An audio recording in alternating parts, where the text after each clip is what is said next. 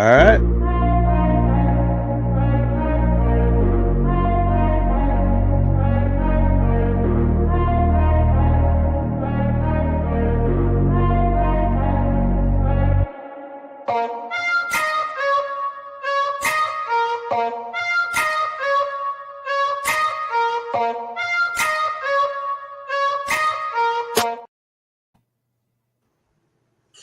All right. Welcome to Vikings Vintage, where we talk all things Vikings history. This week we have the Arizona Cardinals. Should be a good game. They've been playing good and bad as well, but we'll get into the history. I will say it's been a long time since Arizona has won. Yeah. In Minnesota. Vikings, let's win this game. Score Vikings, honor your name. Go get that first down, then get a touchdown. Rock 'em, sock 'em, fight, fight, fight, fight. Go Vikings, run out the score. You'll hear us yell for more. V-I-K-I-N-G-S. Score Vikings, let's go. So yeah, was it 1977 was the last time they won in Minneapolis? Yeah, last time. Yeah, they won 27-7. And I think that was Fran Tarken's last game of the season. The next week he got hurt against the Bengals. But yeah, the Cardinals came in here and ran the ball on the Vikings with Terry Metcalf and Wayne Morris. I think they both had over 100 yards rushing that game. And they took it to us.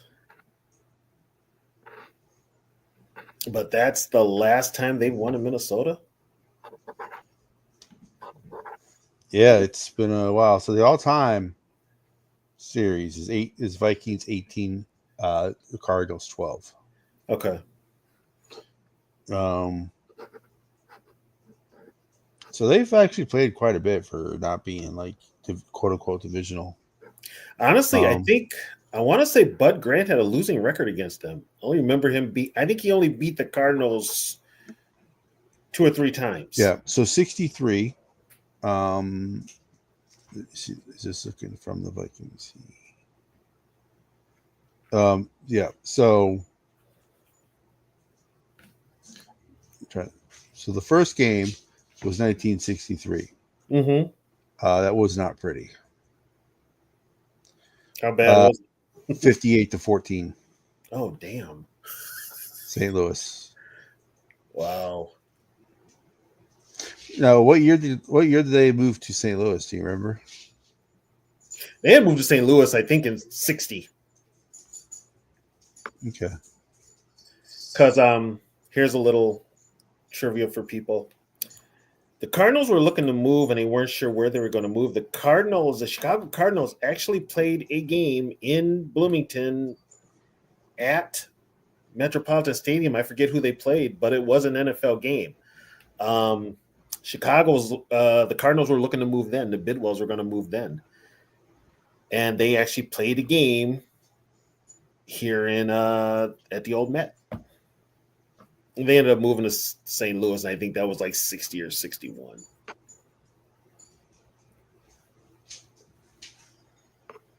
Yeah, for some reason, StreamYard, I had to set up earlier, and then I went back into StreamYard, and it only had my X channel on there after I set it up for like the YouTubes and the X. For some reason, when I went in there, because I asked Yogi if he edited it, and he's like, no. Because sometimes Yogi will go back there and edit it, if he sees something wrong with it. Right. I asked him, hey, did you edit tonight's show? And he's like, nope. And I'm like, that's weird because I set it up for all three, the two YouTubes and the X, but only the X was showing. That's weird. Wow. Okay. Yeah. So then, why is this so big? It makes no sense. Hold on a second here.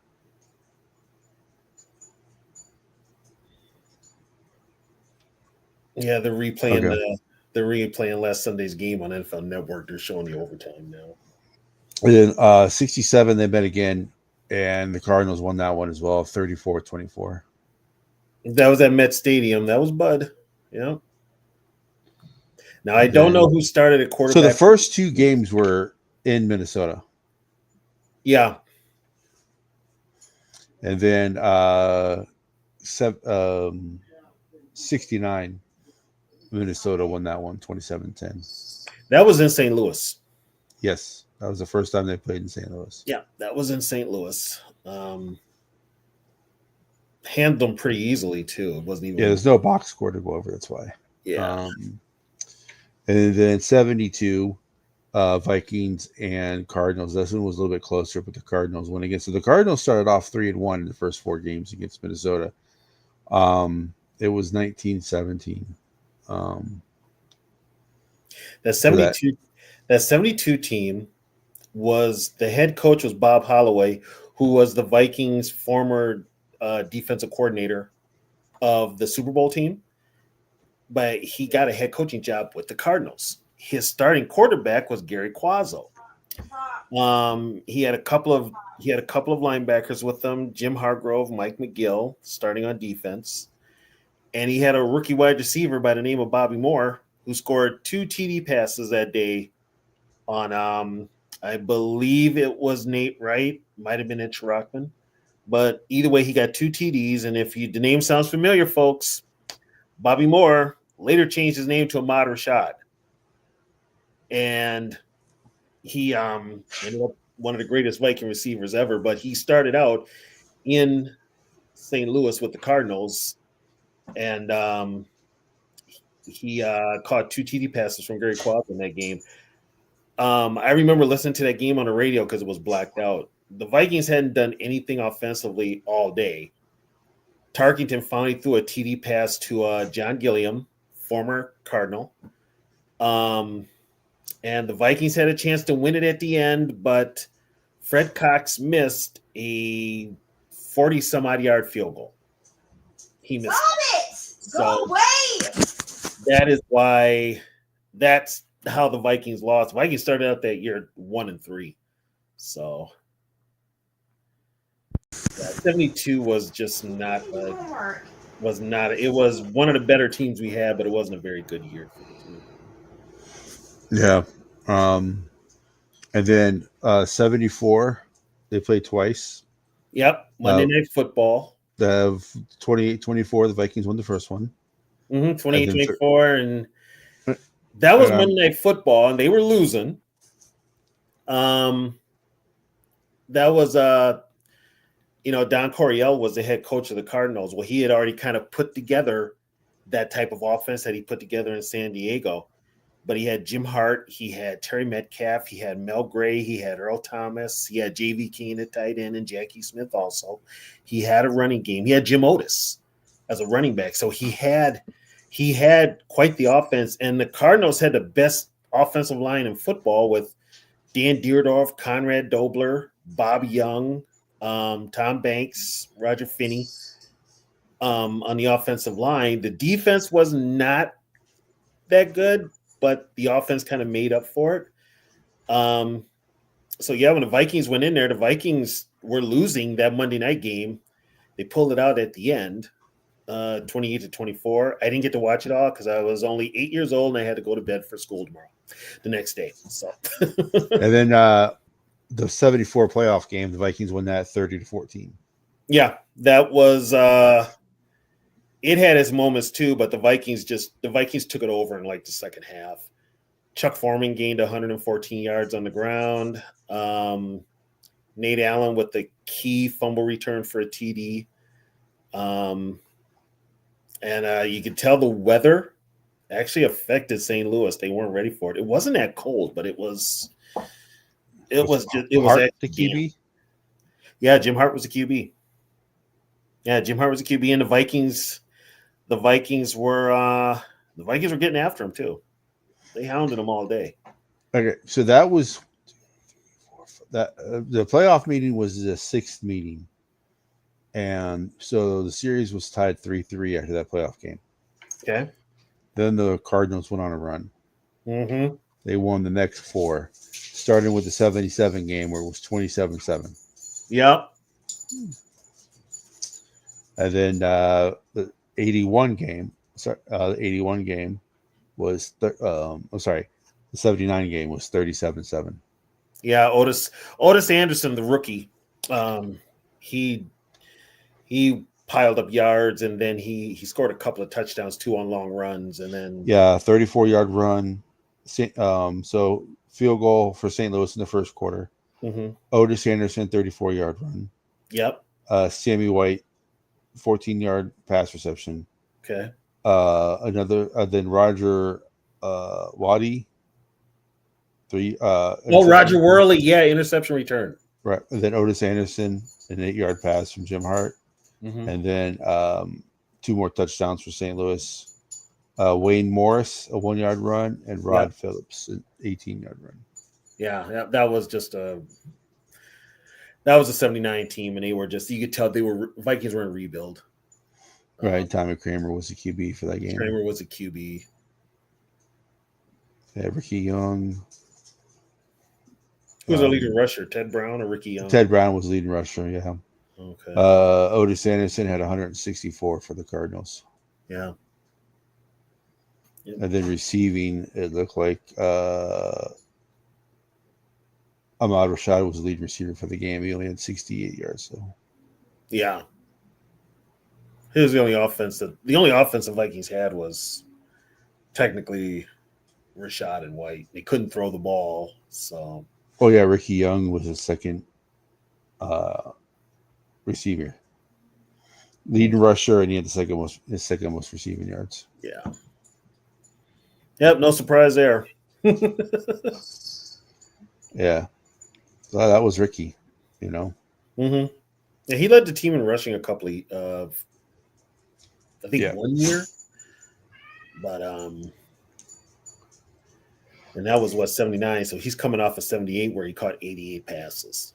And then 81, they played again. Cardinals won that one, 30-17 as well. Yeah, they snapped the Vikings started out 0-2 that year, and then they went on a 5-game winning streak. And sure enough, they go to St. Louis and they lose. So, yep. This first quarter, it was 13. It was 13-0 because the 2 field goals and a touchdown. Yep. Pat Tilley, 37-yard pass from Hart. Then Minnesota scored a field goal in the second quarter. Yep. So it was 13-3 at half. I think they're coming out of half. Sammy White got a 15-yard pass from Kramer. So the Vikings were down by a field goal. Then Wayne Morris, a 13-yard run. Then Mel Gray Mel Gray had an 8-yard touchdown from Hart. Sammy White with a touchdown from Kramer, and then another field goal for the Cardinals. The problem that day for us was Stump Mitchell, the punt returner. He was the one that set them up for great field position all day. We just could not get him on punt returns. He had 5 punt returns for 82 yards. Wow. Hold on, guys. A long of 49. And then he also had kickoff returns. He also had 3 for 67. So it looks like he not only on punt returns but kick returns. Yeah, he was our offense that day. Not Otis Anderson. That's the same one that played for the Giants against the Bills in the Super Bowl, right? Yeah, that's Otis Anderson. That's OJ Anderson. He started calling himself OJ after his rookie year. But yeah, that's the same Otis Anderson. And then so 1983 they played again. This one the Vikings actually scored a little bit. It was 41-31. Yeah, but they still Cardinals couldn't win. stop. They couldn't stop OJ Anderson. He gained 136 yards on the ground. So Paul Tilley, an 8-yard pass from Neil Lomax. Mm-hmm. Then Stump Mitchell, a 4-yard run. So it was 14-0 after the first quarter.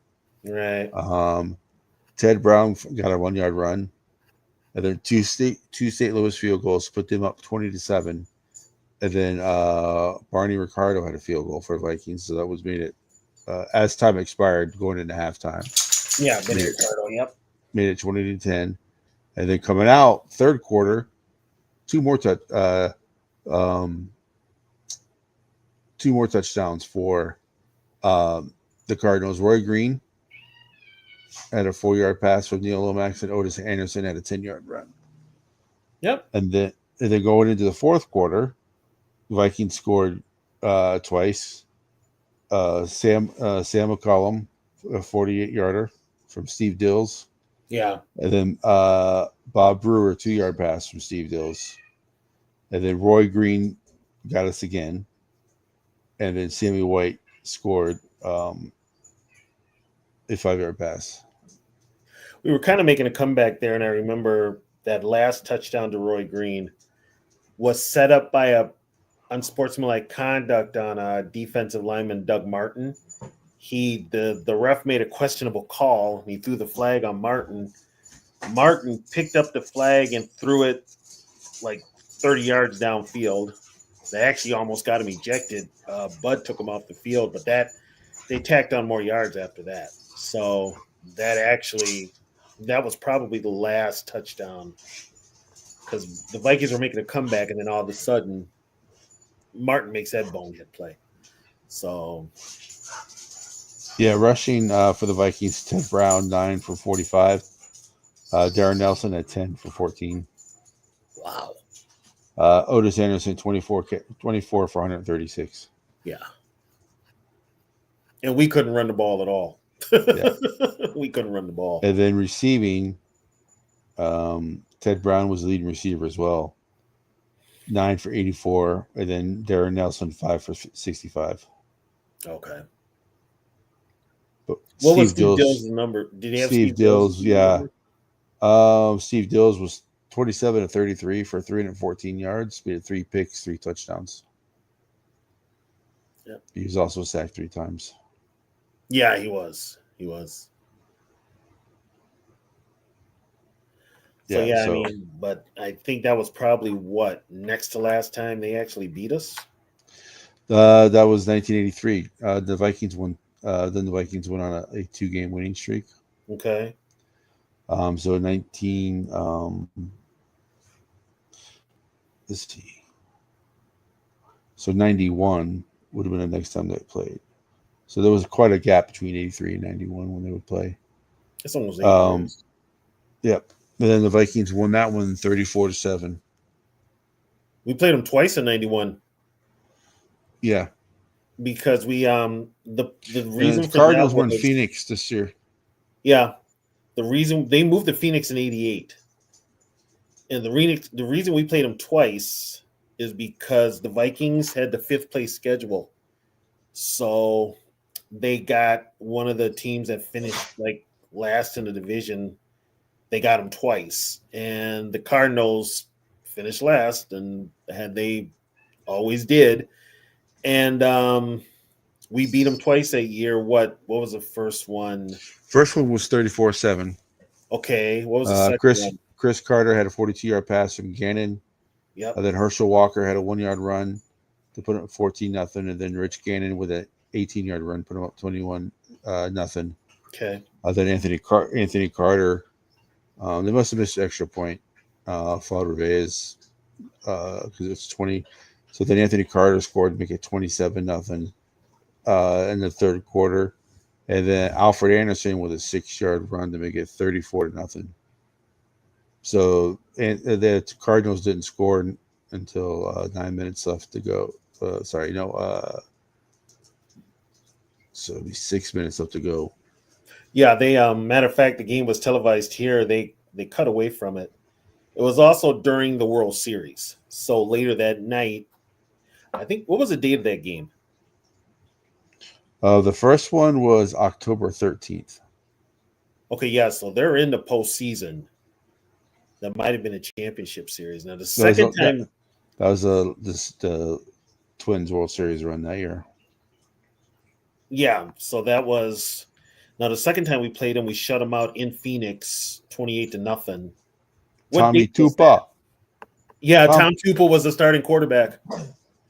What was the date on that game? The second one. Mhm. Let me see. The second game was 28-0, and that was wow, a week later. It had to be a week or two later, right? The first one was October 13th. The second one was October 27th. So it was 2 weeks later. That's the night the Twins won the World Series. Yep, that's the night the Twins won the World Series, the '91 World Series. And they shut out the Cardinals 20. Hassan Jones, a 5-yard touchdown pass. Herschel Walker, a 16-yard run. Herschel Walker, a 1-yard run. Herschel Walker, a 5-yard run. Yep. For the 28-0 lead. The game was actually played during the rain because it rained out in the desert, believe it or not. Herschel Walker, 17 carries for 79 yards. Rick Feeney, 7 carries, 46 yards. Oh, yeah, Rick Fenny played that game. That's right. Terry Allen, 7 carries, 45 yards. They were running the ball that day. Rich Gannon, 7 carries, 37 yards. That's because his passing stats are so bad. They are. 17 to 26 for 142 yards. Yeah. And then not much receiving. Leading receiver had was Steve Jordan, 5 catches for 54 yards. Okay. Yeah, so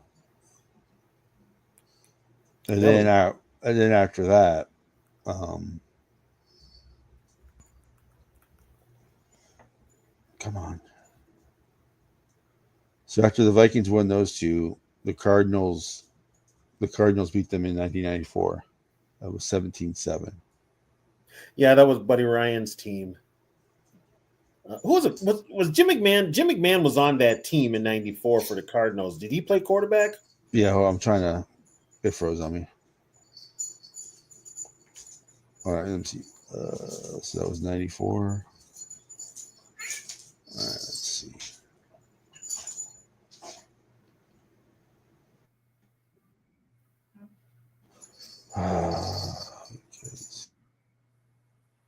Because I know Jim was on that team. I don't know if he was a starting quarterback for that game, though.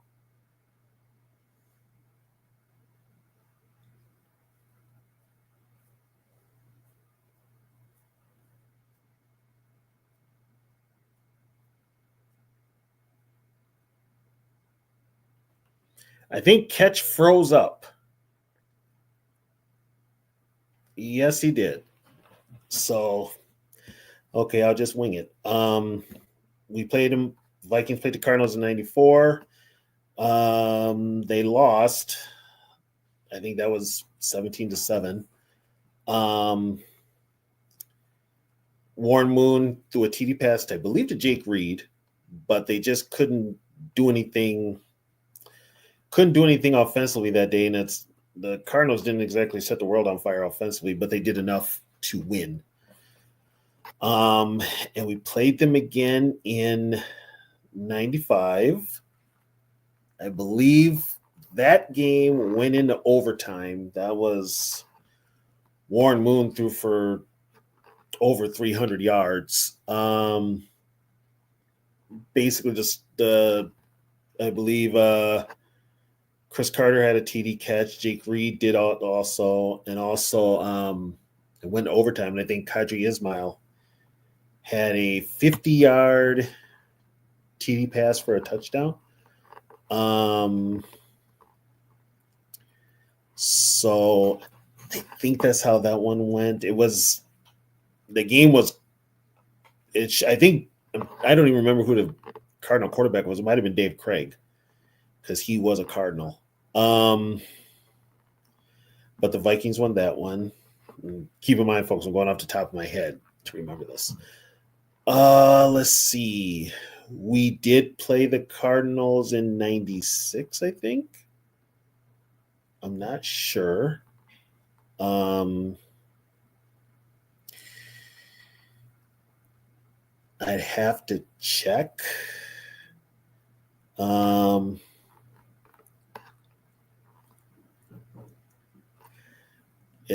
I believe they did. They also played them in 97. I do remember the 97 one. So Yay, technology. I'm already up to 97. Did we play them in 96? Let me go back to. All right, so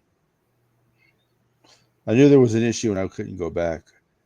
All right, so they won those two. 94, they lost. Okay, so 19. The cover 95, that was overtime. Right, they won in overtime. Mm-hmm. Then the 41-17 was the next game. Vikings. That was 96. So after Cardinals beat the Vikings in 84, the Vikings went on a run. Yeah, if they beat us in 94, we were on One, like two, a 3, 4, 5, the 6-game winning streak for the Vikings. Yep. After and then the Cardinals won in 2003, and then the Vikings won 2 more, and then 2009 the Cardinals won again. 2003, of course, is that Yeah. the Nathan Poole TD pass at the end of the game to knock us out of the playoffs. Yeah. And they should have lost that game. But yeah, it's for the most part recently the Vikings have owned the 98 game though, 41-21. That was a playoff game. That was a playoff game, yeah. So we're 2-0 against them in the playoffs? So far, yeah. Okay. And then so after that 98 game, we damn near shut them out in 2000. We beat them 2000, it was 31-14. 31-14, yeah. And then of course the Nathan Poole game in 03, 17-18. And then after that the Vikings beat them 31-26. And then again, we played them twice in 2000. Wait, it was 2008, 2006, and 2008. The Vikings 35-14 over the Cardinals. Then 09, 30-17, the Cardinals beat the Vikings. Yeah, that was the I remember that as the EJ Anderson game. And then 2010, the Vikings win again 27-24. That was overtime, wasn't it? Yep. Okay. And then 2011, 34-10, Vikings over the Cardinals. Okay. 2012, Vikings won that one. Why does this keep changing? Hold on a second. My computer is actually crazy. All right. There we go. So 2012, 21-14 Vikings over the Cardinals. Mm-hmm. And then 15, the Cardinals 23-20. Okay. And then I remember that game because what's his name? Dwight Freeney got a strip sack on Teddy Bridgewater. I remember that. The Vikings had made a comeback. And it was a strip sack and he lost. That's how we lost. And then 2016 Vikings 30-24. Okay. And then all these damn Black Friday advertisements. I understand websites. I understand you got to get your money, but don't mess up the website. Don't you have any sort Don't mess up the website for an advertisement. Are you on Pro Football Reference? Yes. They're notorious for that. They are notorious for that. That's why I don't use them or try not to. Well, you're just fine. There's a little advertisement, in the little bottom corner, but for some reason they have these new ones where it goes along the whole page. When it goes along the whole page, it stretches it out to where you can't see the whole screen. Yeah. It's just, I don't understand why they do that. Well, yeah, they got to make their money. Right, and plus, here's the thing with Pro Football Reference. They miss a lot of things. I usually have to go back because I still have rosters from back in the day on my bookshelf, and I'll look at those rosters compared to what they have, and I'm just kind of like, they miss like 2 or 3 players usually. So 2016 Vikings 30-24, 2018 Vikings 27-17. Okay. And then 2021 was the last time the Cardinals beat the Vikings. Of course, we all know that was that missed field goal. Dalvin Cook fumble. Yeah. I'm sorry, the miss. Yeah. 34-33. And then last time they played was 2022, 34-25 for the Vikings. Okay. So yeah, I mean, the game will be close on Sunday. Most of these Cardinal games are always close, always have been. See what happens, but you know, three teams that I erased from memory, from history. Wow. Or is it? I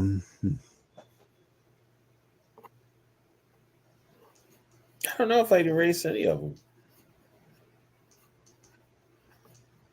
I could tell you a couple I'd bring back, but Yeah, I wouldn't erase any. I might bring back one. But if I had, let's say there was a gun to my head and I had to choose, I would probably say the Jets to end their fans' misery.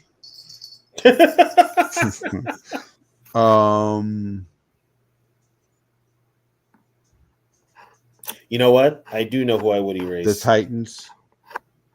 I'd move them back to Houston. Right. That's what I'm saying. Let me know. Yeah, I would move them back to Houston. And then and you know what? I moved the Cardinals back to St. Louis.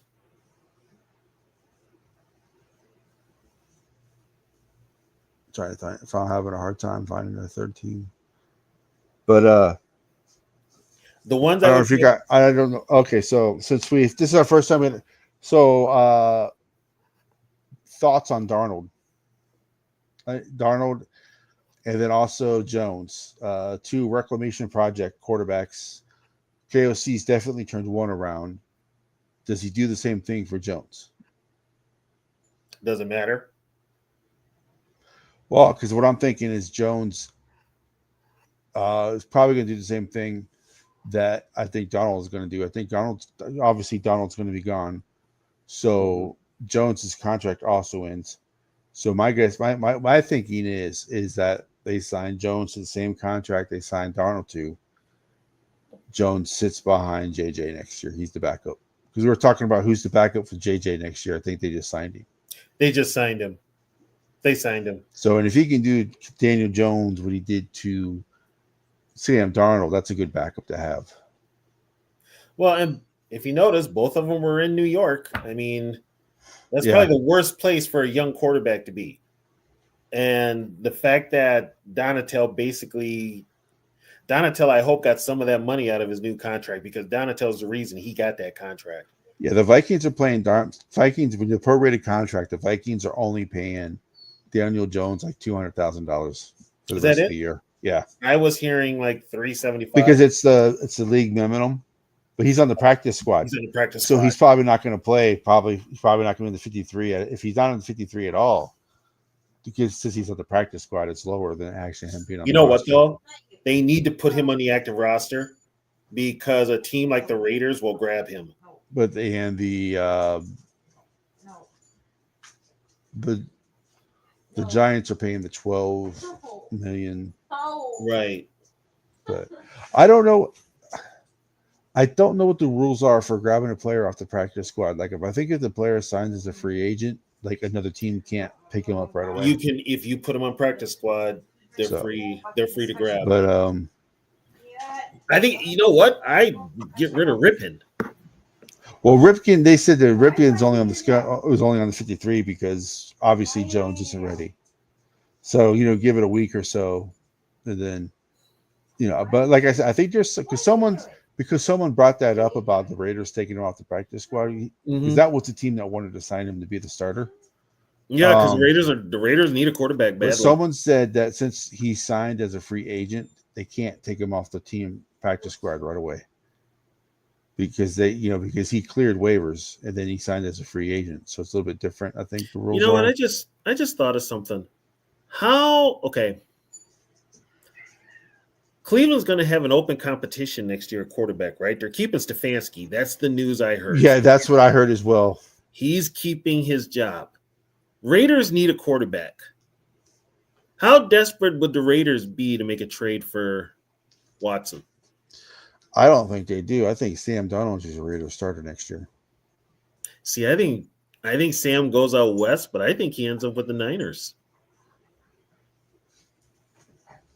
I think he ends up with the Niners because he knows Shanahan's playbook and everything. Now that I've said it, I wonder if Purdy goes to the Raiders. Well, the Raiders are going to get a QB. Whether they draft one or get one in free agency, I don't know. And this ain't a good year for Well, quarterbacks. it's not a good year for college quarterbacks. There's only two projected to go in the first round. Right.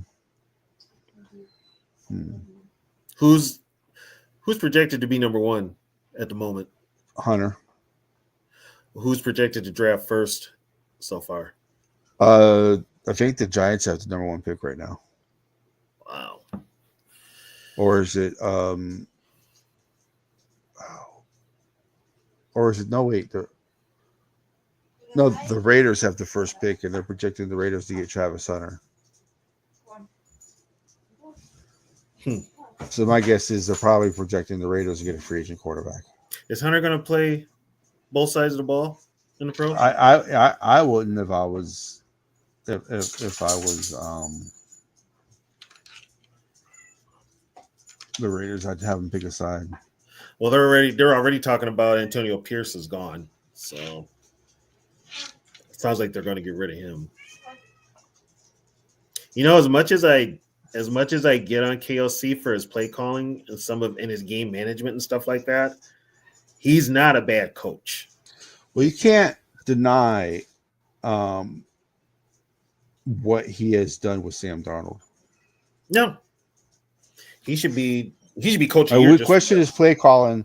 Like that, third one play. We question his play calling. We question his situational football and his clock management. But as far as getting the most out of Sam Darnold, he should be coach of the year for that. He should. He won't get coach of the year.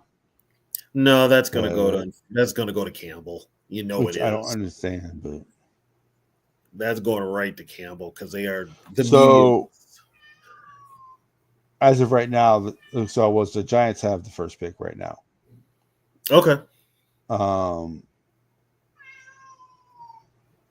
So we don't know who they're going to pick because it's not a good year to have the first pick because there's no quarterback.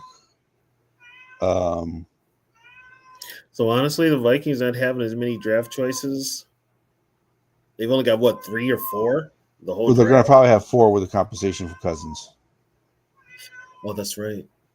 Which Cousins is off the book next year, and so is Denis.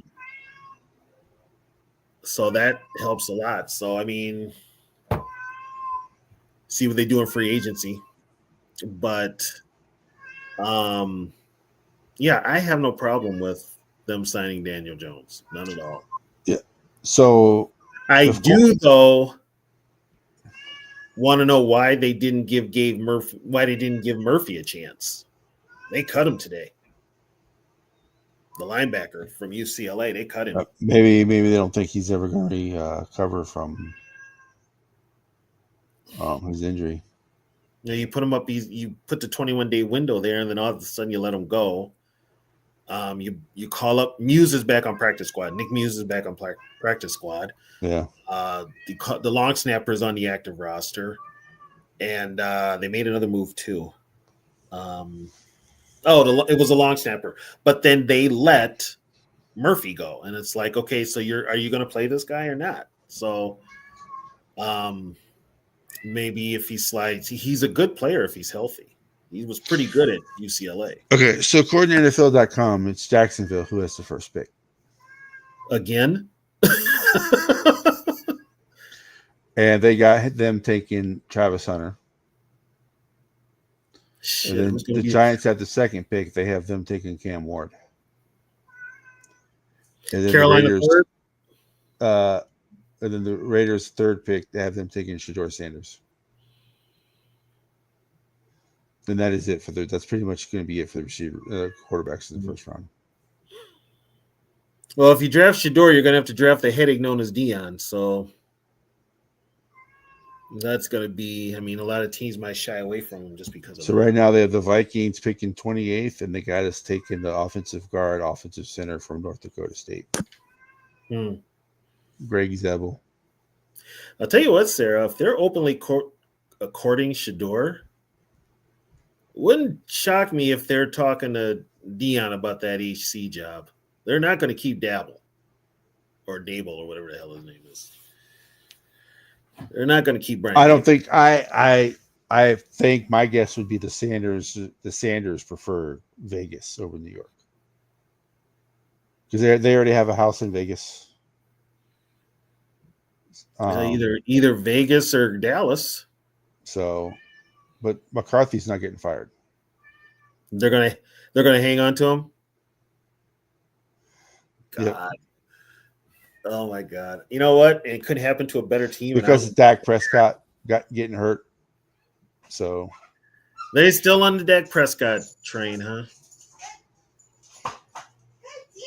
Well, hopefully Sarah Murphy makes it to practice squad. He's got to clear waivers. If he clears waivers, they can put him on there. Fucking cat just got out. But it's not that hard to keep the cat in. Well, there I could fucking be. couldn't hold him back. Okay. You push it with your foot. I almost fell. But he could. Some team will grab him. He's a pretty decent outside linebacker. I was excited for him, so I am kind of disappointed they let him go. But yeah, they. You know, and well, you know what? If they do bring him back, JJ. they may let go of just give Andre them the Carter. treats. They're right there. Other news. So this would be YouTube, another YouTube content creator. That the Washington, this guy is. They're like a really, they break sports, but they have a particular lean to it that I think is a little extreme, but most of their stories that come out are true, but they put a spin on it. But they pretty much still call the Washington franchise the Redskins. That'll tell you where they stand. Mm-hmm. So I don't know if you heard or not, but Washington is bringing back the logo. Yeah, they're bringing back the logo.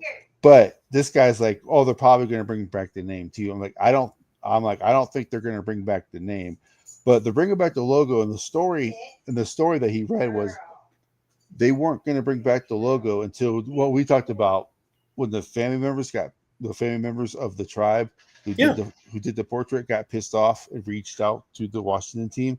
Yeah. That's why they're bringing the logo back. I very seriously doubt they're ever going to go back to the Redskin name, but they are going to be using their logo. Which my guess is they're going to wear throwbacks next year. You know, not the Redskins, but the Redskin uniform. You know, I don't know why they just didn't. I would have went with Washington Renegades. Right. I mean, you know, I don't think Commanders is a good name, but that's just me. Well, here's the thing, and this is what people don't realize. Think about this. Their owner was Daniel Snyder. He was thumbing his nose at the NFL and everybody else and avoiding lawsuits and all that other. He didn't care. When the American Indian community said something about the name, it was about the name. It was never about the logo. It was about the name. The name was the problem. But he was such a defiant a-hole and wouldn't talk to them. And he was like, nope, I'm keeping the Redskins. If you don't like it, you can kiss my ass, basically, is what he was saying. He didn't care. Yeah. But then the NFL covered up for him. He had a bunch of lawsuits from ex-cheerleaders and stuff like that, and the office secretaries. He had SA. I mean, my best thing would have been, if you want to keep it native related, you can do the Washington Natives or Washington Tribe or the Washington Renegades. That way, if you kept it the Renegades, like you're saying, they could either wear the Vince Lombardi logo, the R with the feather, you know, you could. So that anything better than the Commanders. The Commanders was a rush job. The Commanders was a rush job. Which is weird because they called themselves the Washington football team for 2 years. They couldn't come up with a better name than the Commanders. Because they waited till the last minute. No, Yeah. I ain't gonna say they. Daniel Snyder waited to the last minute, picking fights with Jerry Jones and all the other owners, talking about I know your secrets. But then when FedEx decided they were going to pull out and take their money with them, then he panicked because the NFL wanted him to sell the team because they want to build. The NFL wants a stadium in DC, and DC was not going to work with. Right. They want to put it back where RFK Stadium was. They want to put it back where RFK Stadium was. They want to play in DC. So technically, I mean, here's the thing. I'm just going to tell people out there, do your history on the Washington football team. I'm just going to say they were the last team to integrate in the NFL. That's all I'm going to say. But they could go back. There was nothing wrong with the logo. It was all about the name. The name is the problem. But I mean, if they could go back to, if they could use like Renegades or I don't maybe Tribe. I don't know. It's you got to find something that honors them also, something that's an honorary name. They can't use Warriors because Golden State put a patent on the name Warriors. So they can't use Warriors. That's why I said Renegades. You keep the R, you keep the colors, you go back to the old school jerseys or update them, whatever. But yeah, the portrait was never the problem. And also, I'm sure that family gets some sort of financial compensation for that portrait. So that's always there too. But yeah, I mean, they won't use Apaches, Breezy.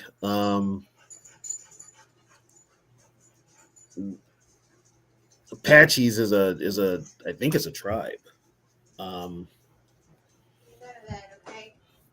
It's I love you.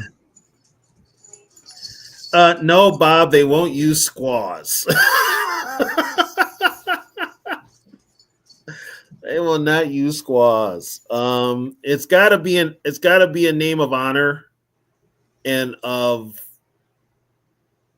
a fighting spirit. It's got to be a proud name. But I think Renegades fits. I mean, the USFL team in Orlando was named Renegades, and their whole thing was it was like their helmet was like what the old school Redskins was, with the arrow and the feather, but theirs was a tomahawk and a feather.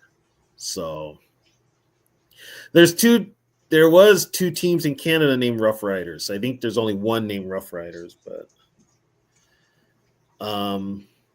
yeah, if they can bring back the logo, they can bring back the portrait, which is fine. I'm fine with that, but they're gonna have to come up with another name. So, and if they can pull it off, something honorable, I'm all for it. Yeah, I think. Let me see.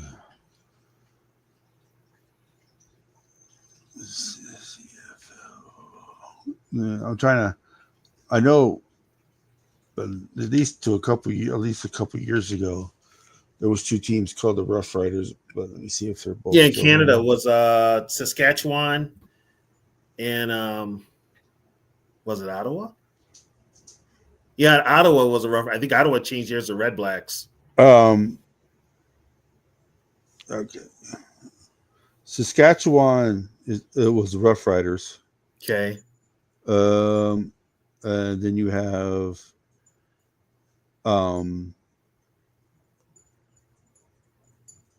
the Hamilton Tiger Cats. Hamilton Tiger Cats. Montreal Alouettes, the Winnipeg Blue Bombers, the Calgary Stampeders. Mm-hmm. And the Edmonton Elks. Edmonton Elks. They used to be the Edmonton. Yep.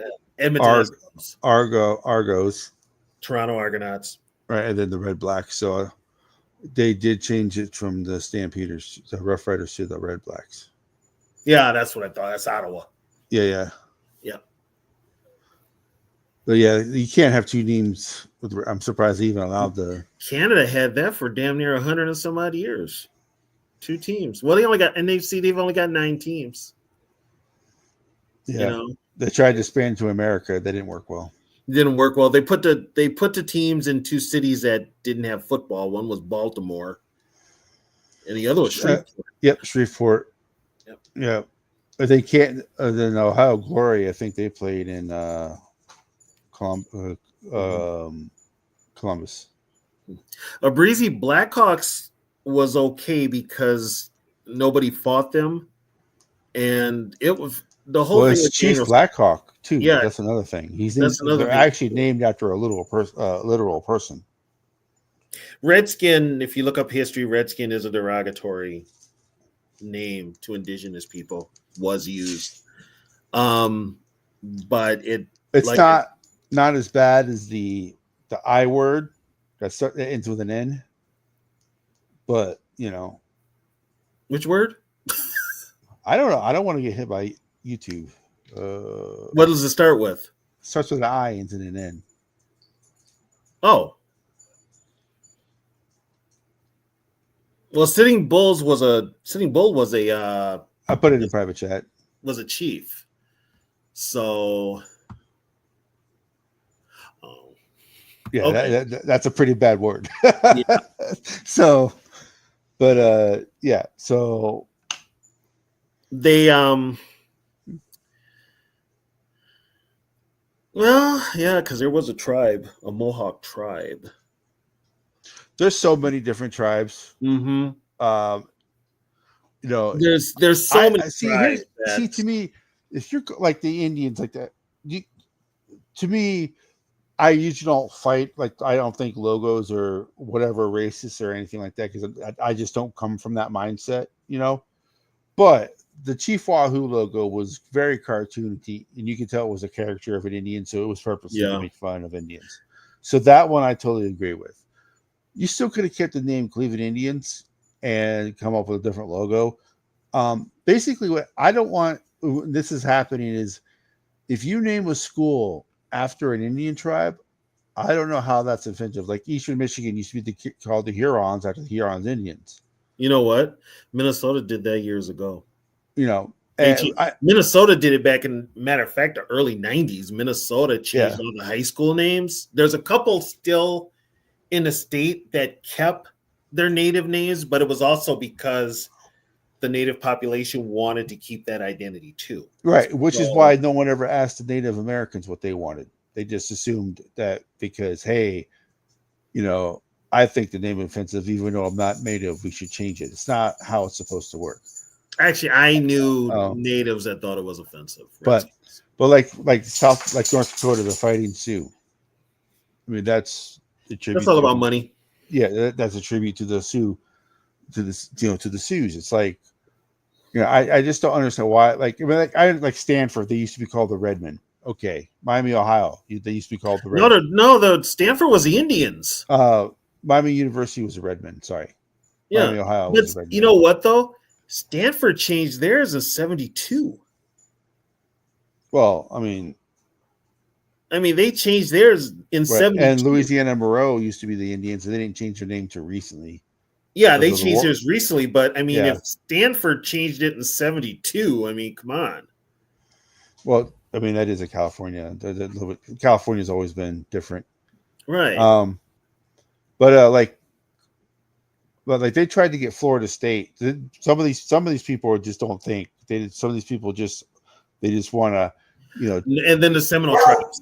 they want to change it just to change it. Because, Seminoles is offensive and it should be changed. Well, And the Seminole tribe said no. Not knowing anything about Florida State and its history and its history and how tied they are in to the Seminole tribe. Like, they can't do anything with their uniforms without the tribe's permission. So every uniform change that Florida State makes, it has to go through the tribal and they can't council for permission. They also Yeah. can't really upgrade the logo, the Florida State Yeah, logo. That's that's Chief Osceola. Chief Yes. Osceola is is the logo for Florida State. Yep. And the tomahawk chop, they had to get permission to do that. You Yep. know, I mean, by the way, the tomahawk chop started in Florida State. The Braves and Kansas City Chiefs have taken that from Florida and State. the Chiefs. Now the Chiefs didn't even start off the Chiefs. Chiefs were the Dallas Texans. Yeah. And then when they moved to Kansas City, they became the Chiefs. Yeah. So it was, but it wasn't. A chief is someone of power, someone that's a leader. Yeah, you can't really say chief is necessarily a native term because you got the chief of police. Anybody, the firehouse chief. Yeah. So anybody can be a chief. Yeah. Okay. The whole Washington football team thing sounds too much like Europe. Sounds like a European soccer league. Yeah. I hate that. I hate it. It's just everybody's like, leave it to Washington football team. No, Washington football team's an awful nickname. No, and besides, I don't think the NFL granted special permission for them to be called the Washington football team. You have to have a nickname in the NFL because that's what they market. They market the nickname. You can't. They're not going to market a Washington football team. You have to have a nickname for them to market it. They don't say like, "Oh, coming up this week, we got Las Vegas, versus Washington." No, they don't say. They say the Raiders versus the Commanders. Yeah, and that's how. Yeah, and that's not the NFL's marketing. Like they hate the fact that the Browns do not have anything on their helmet. The NFL hates the fact they don't have anything on their helmet. Yeah, but it's been that way for 90 friggin' years. Which is why they get away with it. They were kind of grandfathered in. Well, they used to. Well, here's the thing. They wanted. They did have numbers. Yeah, why don't they could put the numbers back on? They thought about doing. They also tried coming up with like a CB. They tried that CB years ago in the 60s, and it didn't look right. The NFL wanted them to bring that back. The CB? The NFL hates the fact the Browns have nothing on their helmet.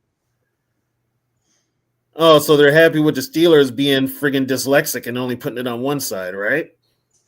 But there's something they can advertise. Yeah, that's true. No, a breezy, technically, the Browns' original old logo is the elf. Yeah. It is Brownie the elf. The dog came in when they got the dog pound in the 80s. So then when they came back to honor the dog pound, they brought that dog logo in. Yeah. But they have went back to the original logo, which was Brownie the elf, which was on the back of their parkas, which was on the back of their jerseys and hat, never on the helmet, but it was on their apparel. That's the original Browns logo. And it's kind of hard. I mean, the team is named after the guy that founded them, Paul Brown. Which, by the way, he did not want them to be named after him. No, he didn't. He did not. But you know what? The second team he started, he named that one, and that was the Bengals. So he started both Ohio State teams. No, the Pirates aren't offended by it because Tampa, that area for years, like before, back in the day, during the Pirate days, there's history there that is Pirates. And Tampa, to this day, still has the Gasparilla Festival every day. That's who the Pirate is supposed to be. Yeah. The original Buccaneer that was on their helmets with the knife in his mouth was supposed to be Gasparilla. Yeah. So there is a history there. So the Pirates didn't care. They're the Pirates. But the Buccaneers were for Gasparilla. Right. That's what they were for. And it's actually but they decided to use the actor instead of the real guy. Right. The Earl Flynn, I think. Flynn. I think it was Earl Flynn, yeah. Yeah. They decided to model it after. I would want them I'm sorry. I know people probably don't like them, but I love those creamsicle uniforms, and they should go back to those, but use their current logo. You know what? I'm kind of bored with the current logo. I mean, it's a sword with the Jolly Roger on it. You know what? Go back to fucking Gasparilla. So, but yeah, Pirates don't. I don't know why the Pirates would ever be offended about having a team named after them. To be honest with you, most people wouldn't care about the team being named after. It wasn't in like if someone put like if I started a team and called them the Des Moines Whiteys, is anybody really going to be mad about? Oh, no. No, you're in Des Moines. Because Most of you are white anyway. You're not marginalized or whatever. Yeah. Most team names that are not considered offensive or have a specific link to a specific tribe. It gets political. It gets political when money is involved, and that's what happened with Washington. That's what happened with Daniel Snyder. Daniel Snyder is the problem for all of this. And the NFL, I mean, if anything, he should be thanking the NFL because they covered for his ass. Roger Goodell covered for him with all the BS he was doing with the Washington franchise. And so, when he said what he said, and his actions are the reason we had what happened. And then he basically tried to call the NFL's bluff about having to change the name and all that other stuff. Well, then when the deadline came, it looks like a rush job. My question is, there's two college teams that have the same nickname. One of them changed their logo. The other one did not. Okay. So Ole Miss are the Rebels. Yeah. UNLV is the Rebels. Yeah. UNLV has not changed their logo. It's still the guy with the hat with the mustache. Yeah. Ole Miss had the same logo, but they changed it to the bear. So they now have the black bear as their logo. Ole Miss does. They got rid of the old guy. So why did one team have to change and not the other? Is it because Ole Miss is an SEC school? The only way the other team would really change is if UNLV put a patent on that logo. But they didn't. They changed the bear logo to the bear logo because they did it on their own. Yeah, because if they did it on their own, I mean, yeah. But I was just wondering why UNLV never got the pushback that Ole Miss got for having the same logo. College, who cares? It's college. You're not making a lot of money. Most of these colleges have the same damn names anyway. It's not until you get in the professional ranks where the marketing comes in that they start putting it. Why do you think the Golden State Warriors patented Warriors? No other pro team can use the name Warriors. Oh, and by the way, the NFL is different. Whereas basketball, baseball, and hockey, the team owns the logo and the rights to that logo. In the NFL owns the team's logos and rights. Yeah. The NFL can have a say. The team can have a say, but the league. So I understand. I was doing a show with somebody who in the league who talks about uniforms. And of course, we all know the Vikings are getting new uniforms. And Nike does uniforms. And the agreement with the NFL was that Nike gets to make a decision on the uniforms, including the helmet logo. That's why it's going to suck. They're talking about getting rid of the horn. They always talk about getting rid of the horn. They're going to put the whole Viking on there. So you can't. They don't care. Nike doesn't care. And here's the thing. You've got a whole generation now that don't, excuse my language, don't give a fuck. They'll buy it anyway. They'll be like, oh, these uniforms are great. You've got people here in the Twin Cities like friggin' Paul Allen who will be like, oh, these uniforms are the best thing in the world. I mean, come on.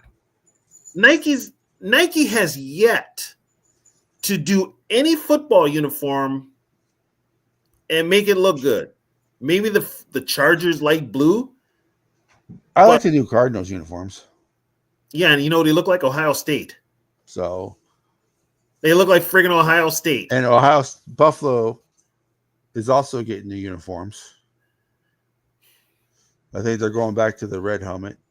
But I mean, that's just what So there are a couple of teams getting new uniforms. I just hope. I don't know why the Vikings need to change their uniforms. The uniforms they have now. Because Nike is now. Here's the thing: Nike is now doing the whole what happened with Oregon and all their 90 million uniforms. They're going to do that with the NFL.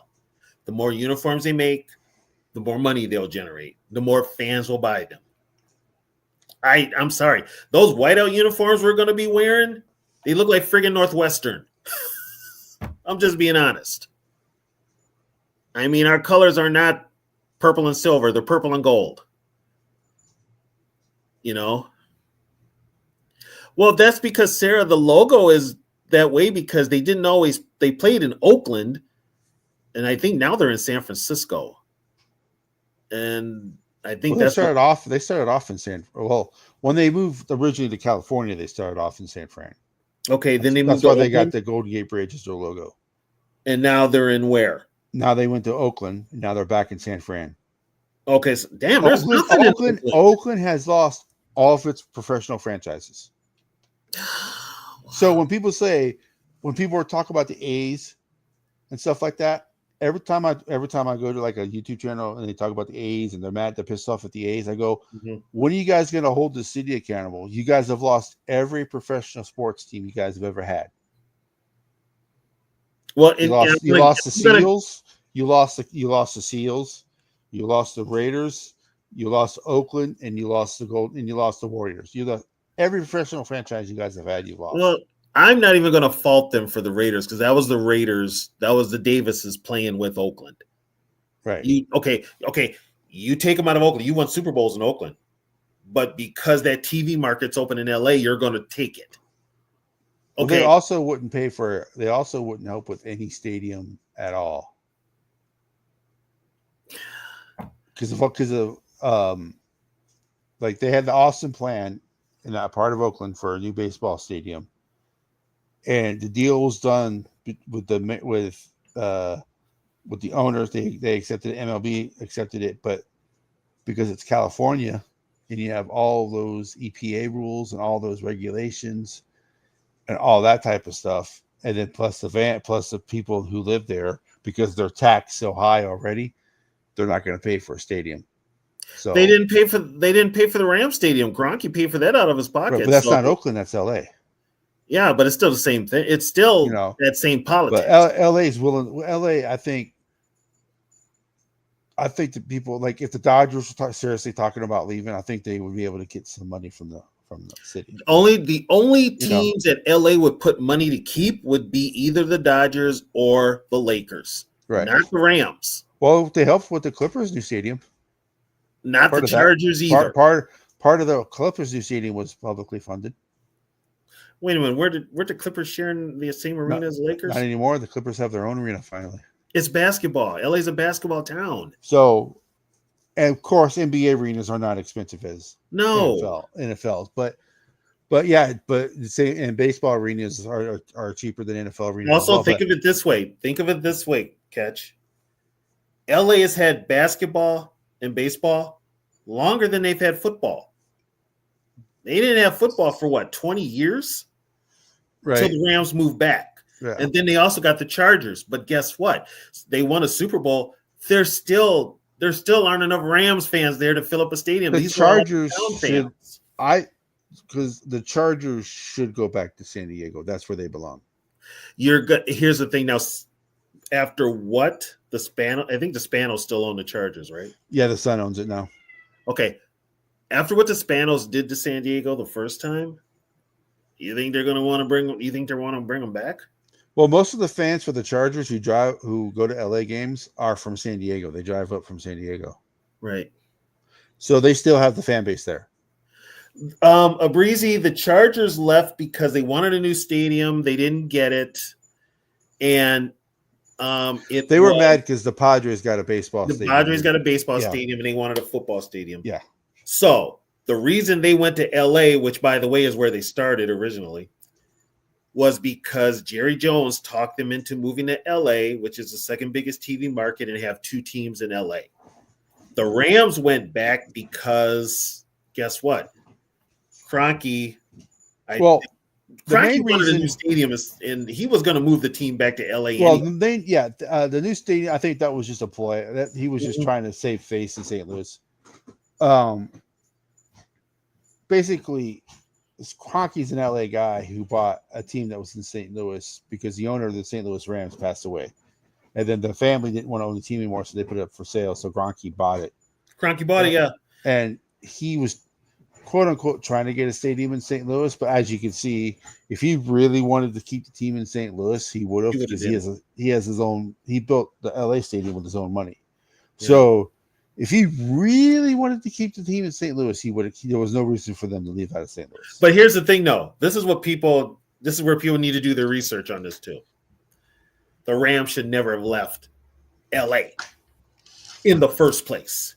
They should have never left the Coliseum when they left in 80. They moved out to Anaheim. Well, guess what? They didn't get a stadium in Anaheim. Yeah. Georgia Frontier, who was from St. Louis. Her husband was from California. Carol Rosenblum was actually from Baltimore. He owned the Colts first. Yeah, but they lived in I think he lived in California. He lived in California. Yeah. He died under mysterious circumstances. We're going to have a show about that one. But he moved the team. He had already signed the lease to move the team to Anaheim. So they played in Anaheim up until what, 95? Actually, you know what? I'm looking at YouTube right now. Yeah. And there is like a legit NFL non-political source saying that the Redskin name might be coming back. The name too? Mm-hmm. You're better off for Renegades. I'm just saying it's.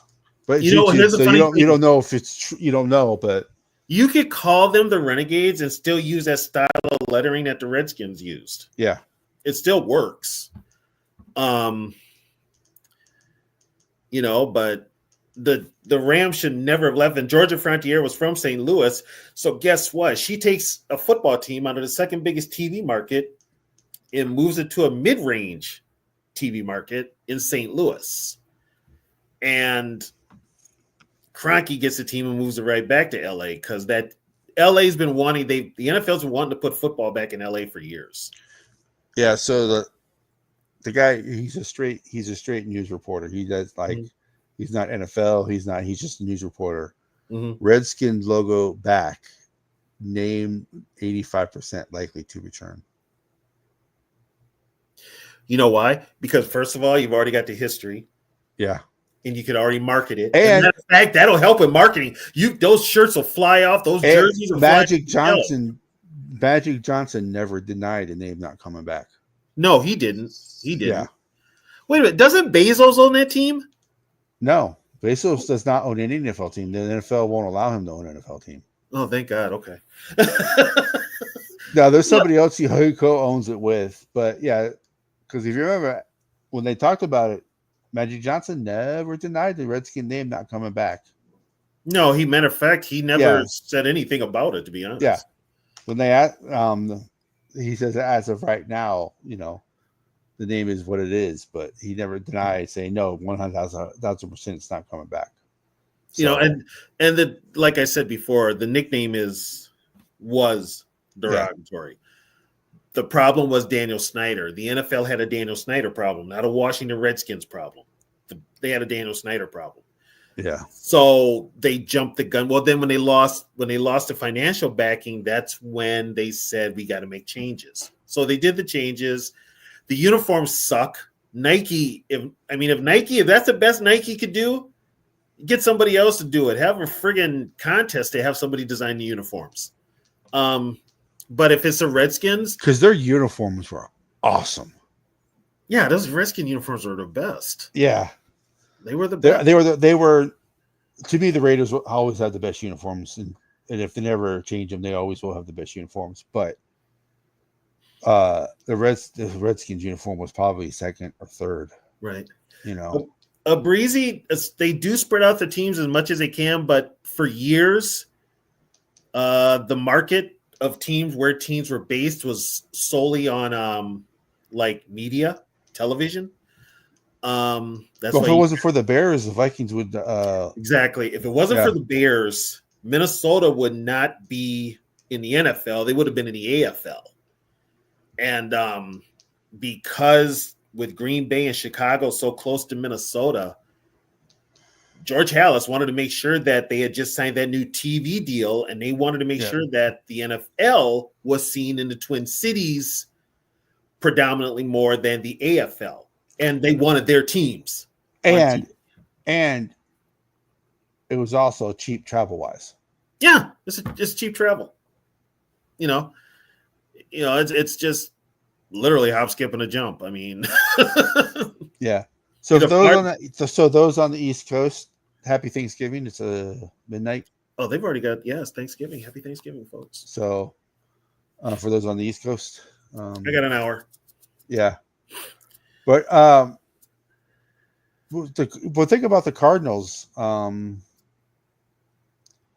They've been the Cardinals since 1901. They've been the baseball or football? Football. They started off as the Morgan Athletic Club. Yeah. That was like 1880s, and then their first professional game was as the Racine Normals. Yeah, they were.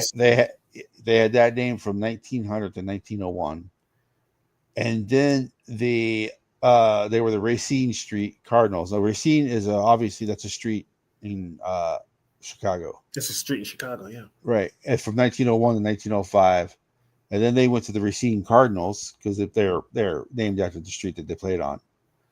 So since the 1922, they were the Chicago Cardinals until 1959.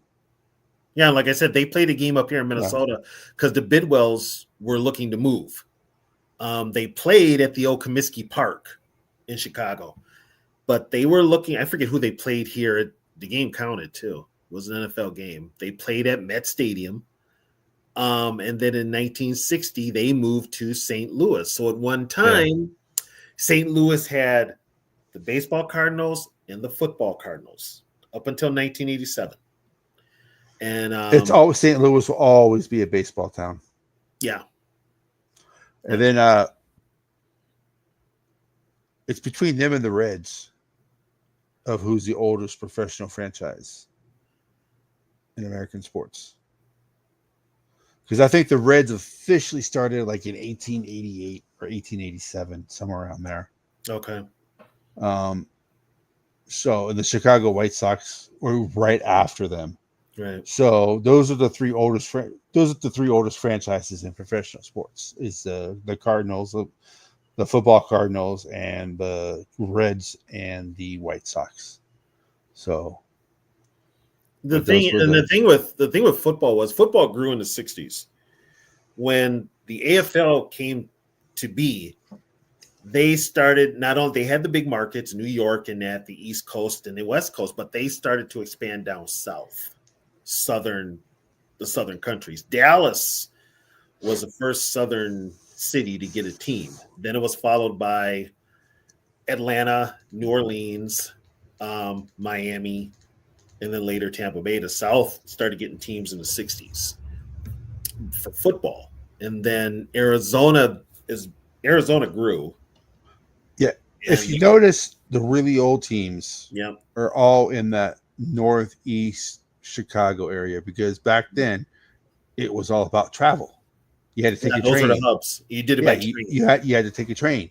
So where are the hubs? Boston, Chicago, New York.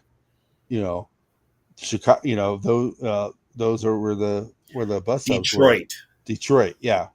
The only exception was Green Bay, and the longest train ride for anybody was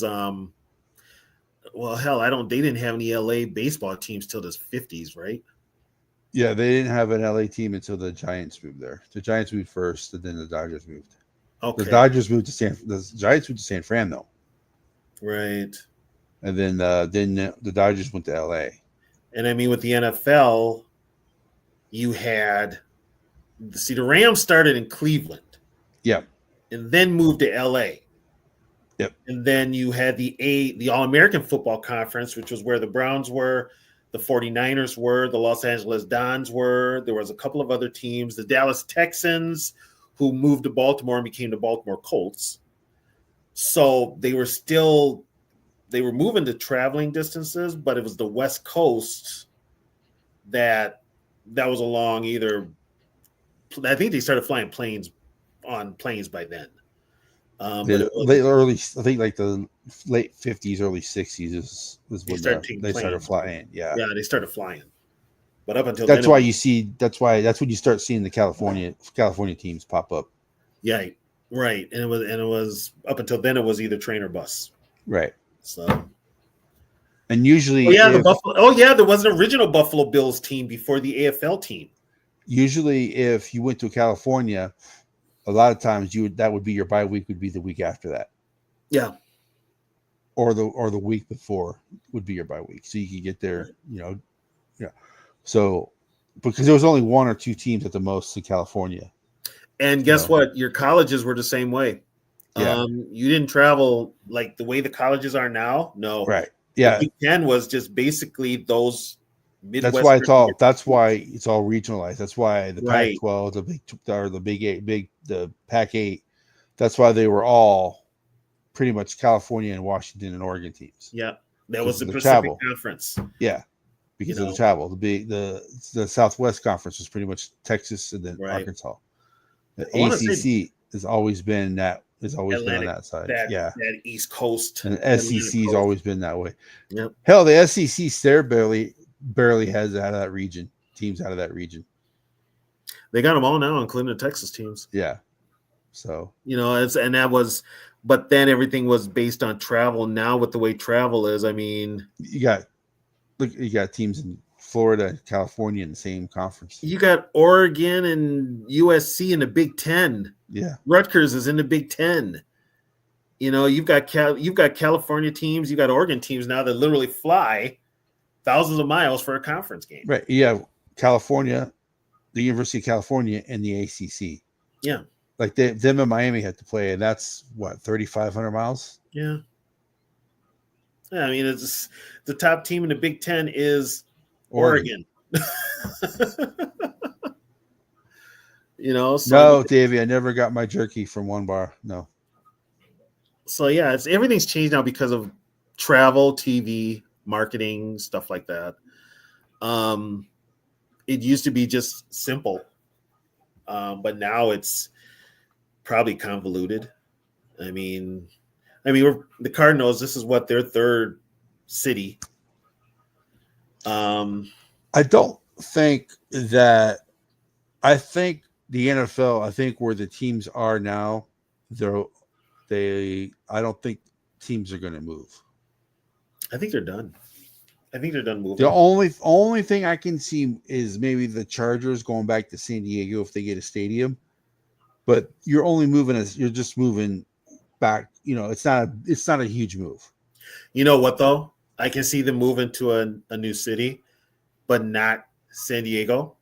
Like somewhere outside San Diego, like a suburb or something. No, like Rancho Cucamonga or something like that. Nope.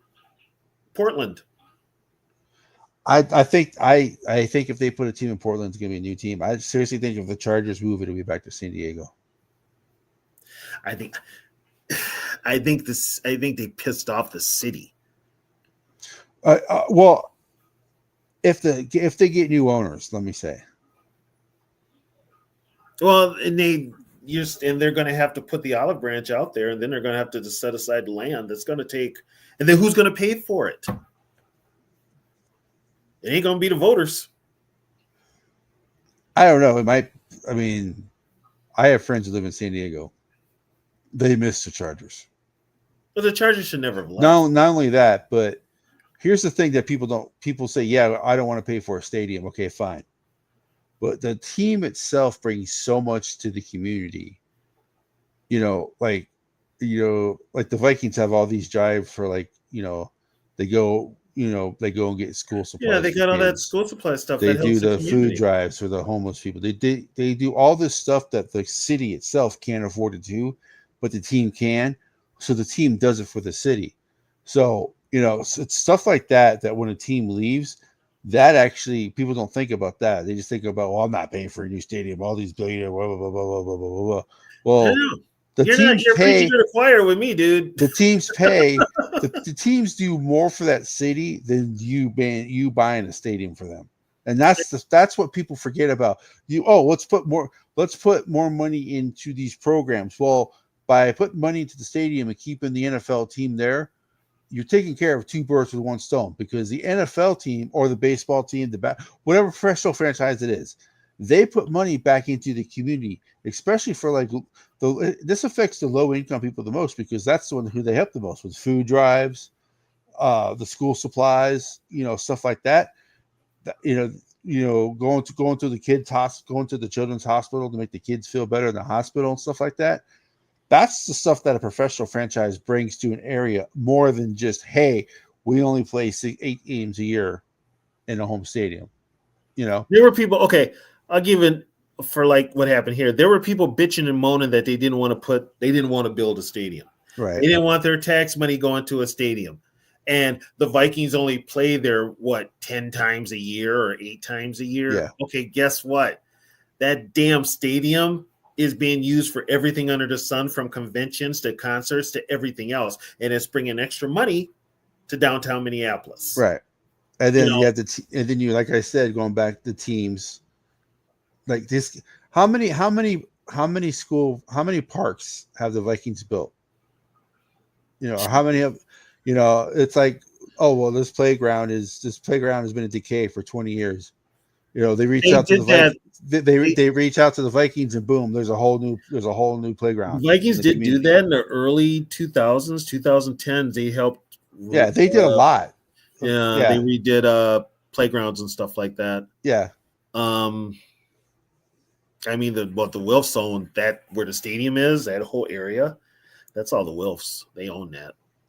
So, I mean, that's the type of stuff you got to look at. And then I was talking to a friend of mine in San Diego. He's like, I miss going to the games, but he's like, the community feels them not being here with all the programs and stuff that they did in the area.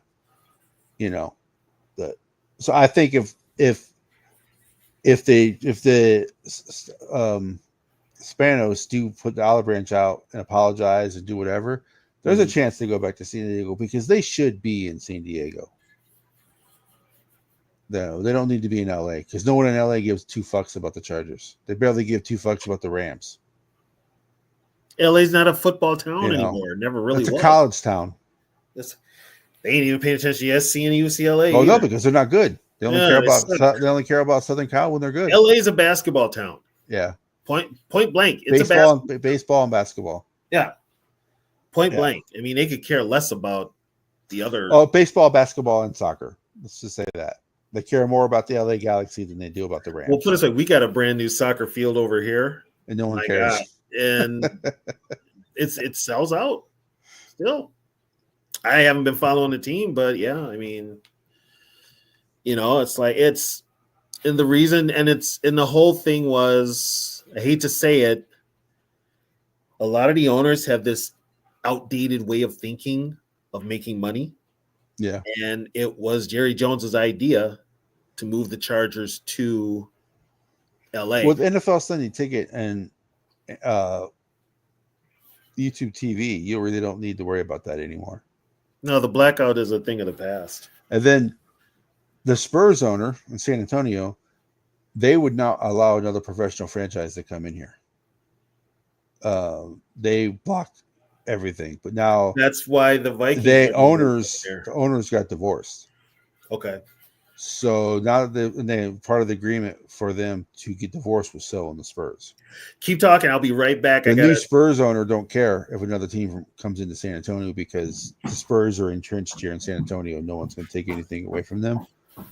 Like the XFL, they got the San Antonio Brahmins. The Spurs would have fought against that if they were still married. They're thinking they're probably going to get a new baseball stadium here, so they're probably going to get a franchise. If they do get an NFL team, it'll be somewhere in between Austin and San Antonio. I don't think you get an NFL team. Well, no. Well, the main reason San Antonio didn't get a team wasn't because of Jerry Jones. It was because of the Spurs owners. Well, the next one might be Jerry Jones. So, and if they do put a team between San Antonio, probably San Marcos or San New Braunfels area. San Marcos is where Texas State's at. And then New I'm Braunfels going to is be the honest. city You before guys that. got enough football teams down there. You only need 2. Can never have too much football in Texas. I don't care. You only need Come 2. on, some of the Texas high school stadiums cost more than college stadiums. That's not my problem. You don't need another pro team. You want to watch football? Go watch the kids. I want one because it's so close. I mean, shit. And they're remodeling the Alamo Dome, so that might be a future site for an That NFL thing is still team as well. standing. Well, yeah. It's actually they do a lot of events there. It holds it's probably used. Isn't that where the UFL team was? But that's where the UFL team plays. Okay. That's where the AFF team played. The college plays there, and they have so many events there. It's probably used 200 days a year.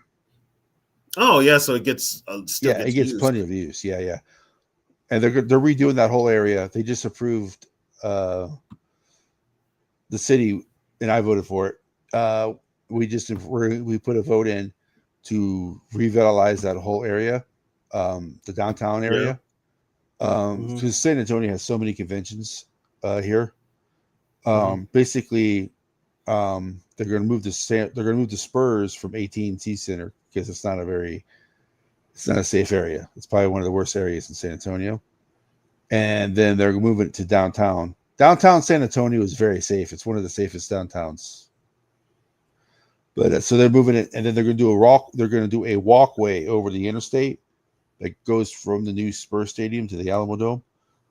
So they're going to have new convention centers. They're going to have a new hotel. They're going to have all that. The Alamo Dome is going to take the longest to. They're not tearing it down and rebuilding a new one. They're just kind of remodeling because the foundation's good.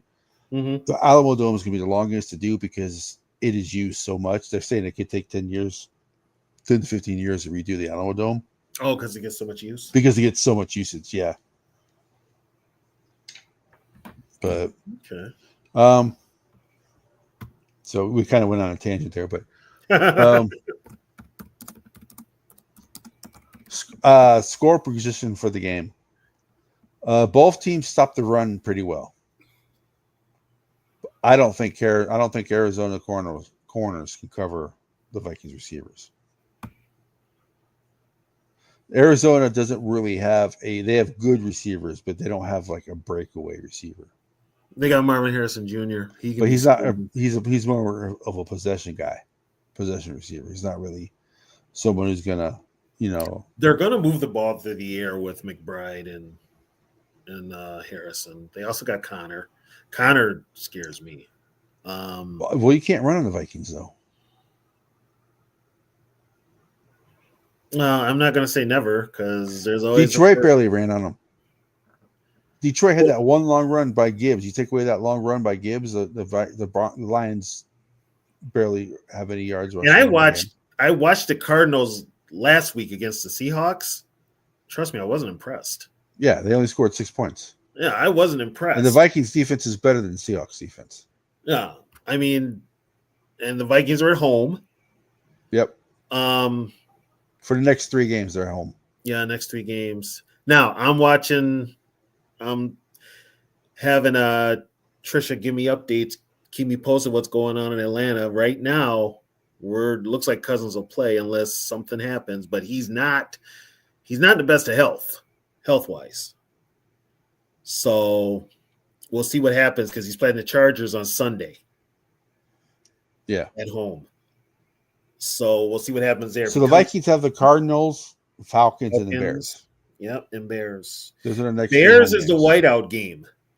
Yeah.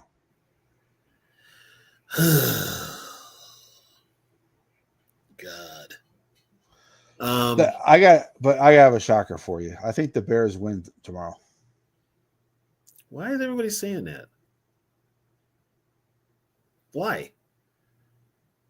Everybody says the Bears. There's a lot of people saying that the Bears are going to pull an upset tomorrow. I haven't seen it. I've seen it. Yeah, I've seen it. The Lions secondary is not good. And? So I'm just saying.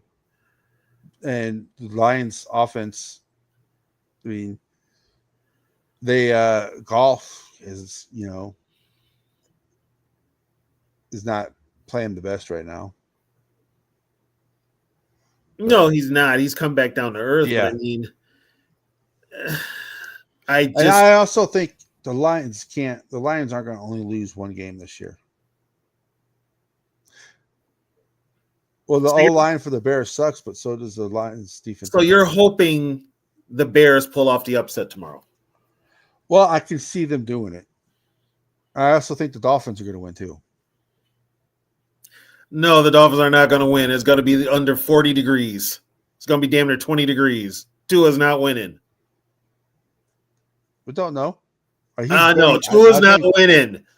Tua cannot. He has never won a game in 40 degrees or less. And this is going to be way less. We're getting a cold front up here. We got one too. You know what? Your 40 doesn't match our 20.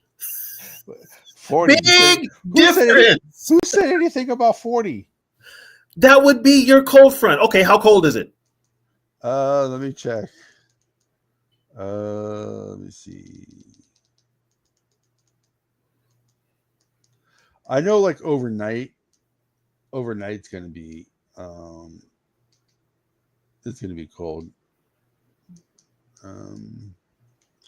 Cold front hit it in time, just in time for Thanksgiving. Temperatures, numbers. It's going to be cold. Numbers. Okay. So the high for tomorrow, Okay, is 63. Jesus. The low's 52. Oh my God. And then the whole week until Wednesday, Texas, the San Antonio is weird because overnight, there's usually like a 30-degree difference between daytime and nighttime. I have heard that. So like Friday is going to be 41 is the low, 62 is the high. Okay, cry me a river. And then Saturday, 39 is the low, 65 is the high. Cry me another river. And then Sunday's 48, 65. Monday's 49, 64. You know what? Don't ever complain to me again about what's cold.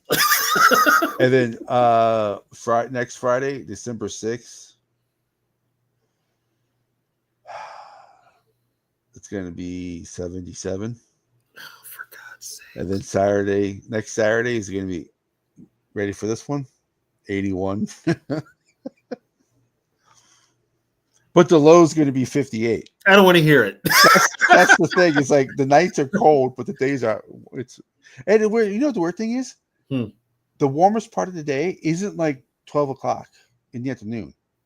It's like 3:30, it's 4:30 in the afternoon, right before the sun goes down. The afternoon sun, yeah. It's weird. It's fall. But that's almost winter. But I mean, I guarantee that the high on Saturday, December 8th, that's probably close to the record. Yeah, see, we're going to be sitting on, you know what? I don't even want to look because guess what? It sucks. I'm at 24 right now. Let's see. Wow. I don't even want. Oh, my God. Okay. Yeah, Thursday, 23, low of 9. Friday, high of 16, low of 6. Saturday, 16, low of 7. Sunday, 20, low of 14. So guess what? Thursday, that game in Green Bay is probably going to be the same temp here, so Tua's not winning. Yeah. Our highest day is going to be on the 4th, 35 degrees. So take your 81 and stick it where the sun don't shine. Might have to turn my heat on, sleep with blankets. Well, here's the thing. It's cold here, right? Not a snowflake on the ground. No snow. The snow we did have melted right away. Is it too cold to snow? Technically, yes. Yes. It's got to be a little warmer. But yeah, we had the one snowfall and that melted. So, hey, are we having a show on Friday? I don't know. We can. But it all depends on how many people we get. Like if we do the show on Friday and we only have like 6 or 7 people in the chat, we'll probably just end it. Okay. But I mean, I'll put it out there. I'll make a thumbnail for it because I Okay. use the same thumbnail for the Friday show that I used for tonight's show. Mhm. So I don't have to worry about making a new thumbnail. But so I'll put it out there, and then we'll see how many people we'll get. And if we get enough people in here, we'll just do it. You know, Okay.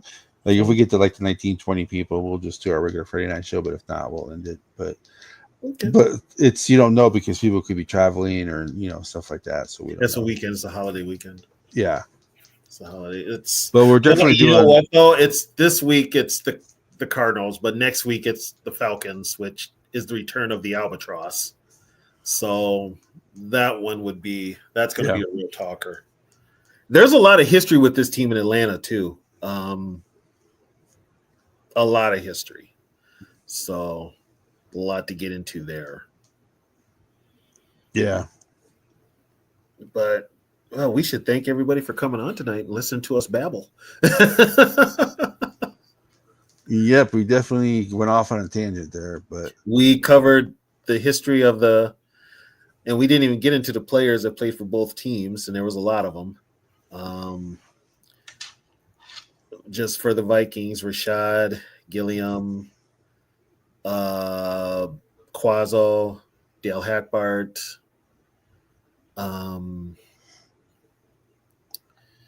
recently,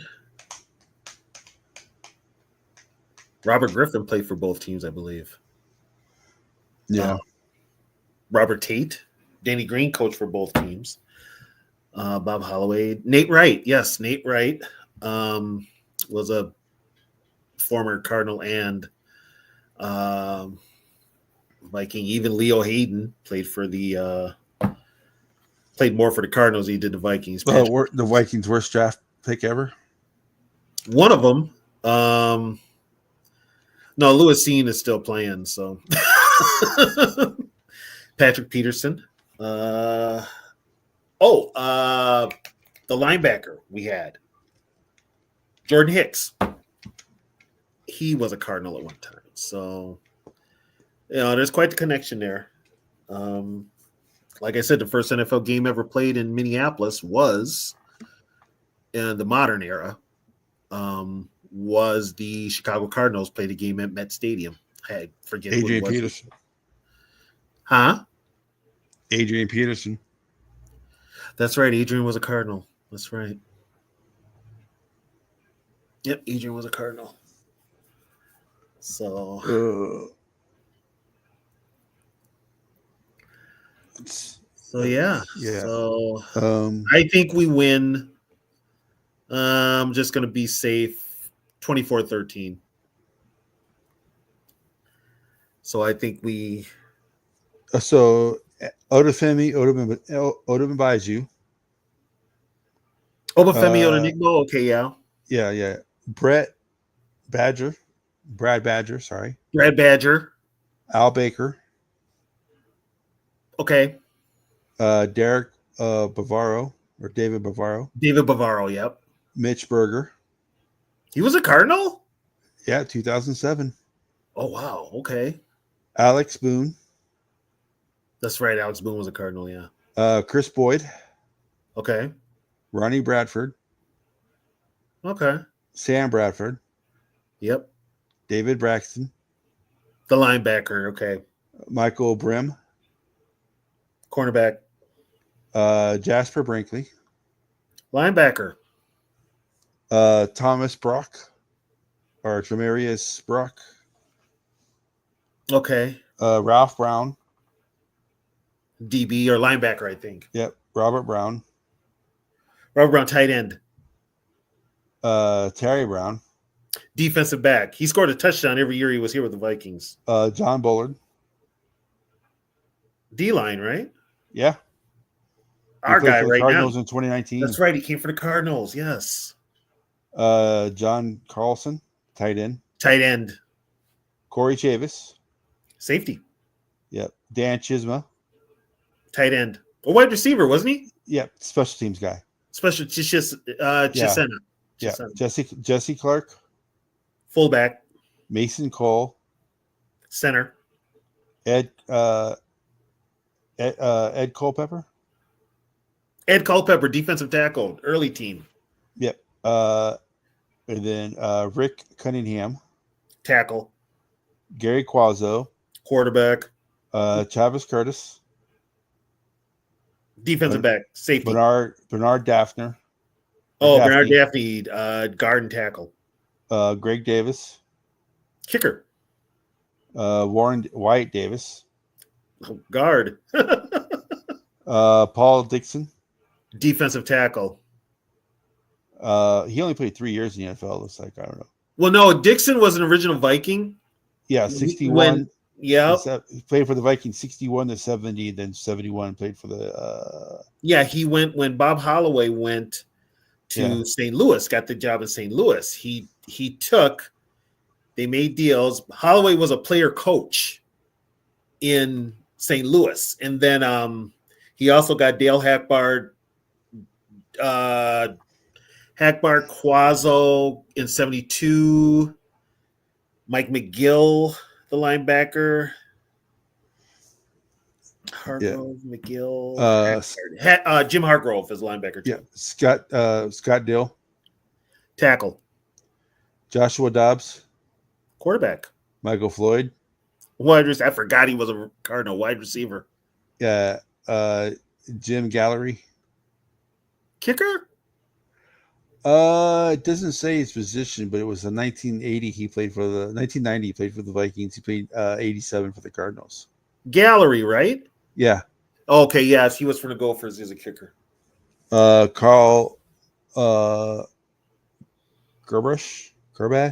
Gersbach. Yeah. He was a linebacker. He filled in for Lonnie Warwick in 71. John Sullivan. Center. No, sorry. No, sorry. John Gilliam. Sorry. Oh, wide receiver. Yeah. Robert was with him too. Yeah, Robert Griffin. Safety. Yep. Gruiser Hill. Oh, linebacker. Yep. Starting on Sunday. Yeah, because Ian Pace is on the IL. Pace is out. Don't know how much we'll see of Jamin Davis, but we'll find out. Adam Hayer. Adam Hayer? Yeah. Double Haayer? Yep. He was a tackle? Guard? 2005, he played for the Cardinals. He played for the Vikings 02 to 04. Tackle. He was a lineman. Hackbart. Dale Hackbart. Safety. Yep. Defensive back, linebacker. Mostly a linebacker. Jim Hargrove. Linebacker. Leo Hayden. Jordan Hicks. Hicks, linebacker. King Hill. Yep. Quarterback, punter. Gerald Hodges, linebacker. Yeah, there's a lot. Randy Holloway. Oh, Randy Holloway, that's right. Defensive end. 84. He only spent a year with them in 84. He was leading us in sacks, and Les Steckel cut him. Danny Isadora, guard from Miami. Guard. Yeah, guard. AJ Jefferson. Defensive back. Jameer Johnson. Wide receiver?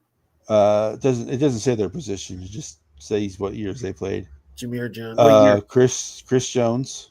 Chris Jones was a defensive back. Don Joyce. Defensive end. Brady Keys. Brady Keys was a linebacker. Yep. Let's see here. Some of these way these names are written. All right. Ross Nicola DJ. 2006 for the Vikings, 04 to 07 with the Cardinals.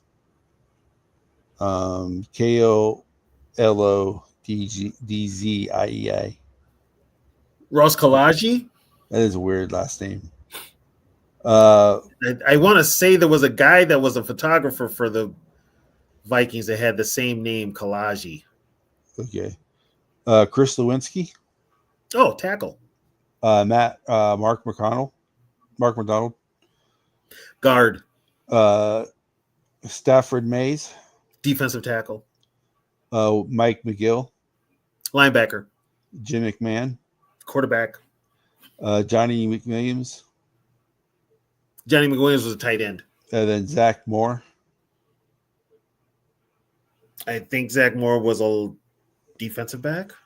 Then Don Morgan, Don Morgan was a D-back. Mike Morris, Long snapper, the superstar.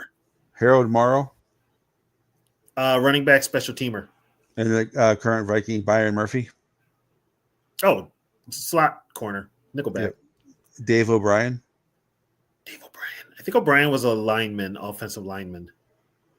Ufadi Odomajeo, we just went over that one. Obafemi Ayambadejo, yeah. Adrian Peterson, Patrick Peterson, Ted Provost, defensive back. Ryan Quigley, Quickly, I think it was a defensive lineman.